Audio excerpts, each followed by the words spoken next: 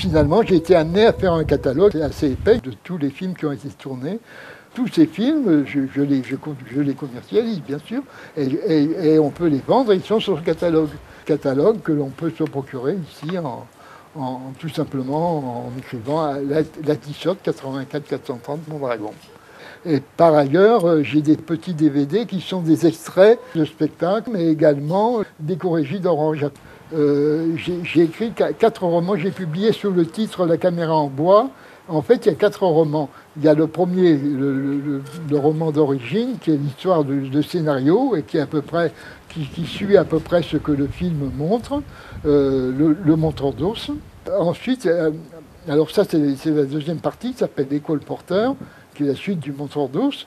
Ensuite, il y a une histoire d'amour dans les années 1830-1840, qui est l'époque du grand romantisme hugolien en quelque sorte. Et ensuite, il y a l'histoire du petit-fils, qui est comme le retour de Zorro, le petit-fils du montreur d'os, qui s'appelle Félix, qui est installé ici, dans le Vaucluse, à Bédouin, au pied du Mont Ventoux, qui invente le cinéma. Parce qu'il avait rencontré à Lyon, à l'époque, il avait eu une publicité des frères Lumière qui avaient inventé le cinéma à Lyon. Et donc ce garçon se précipite à Lyon avec les pièces d'or et va acheter une caméra en bois.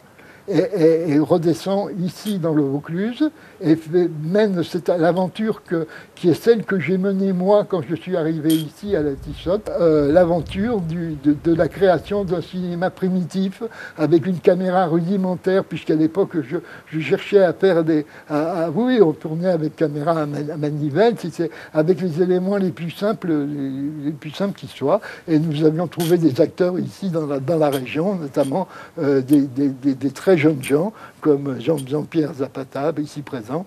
Et puis par la suite sont arrivés également les comédiens occitans de Caderousse, du Bassardéon de Caderousse, etc. Voilà.